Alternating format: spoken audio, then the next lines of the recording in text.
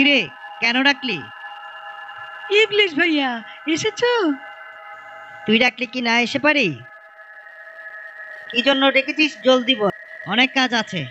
তুমি না আচার খাবে বলেছিলে? তোদেরটা বাদ দিয়ে আমারটাই খেতে চাচ্ছিস? ঠিক আছে, নে ধর।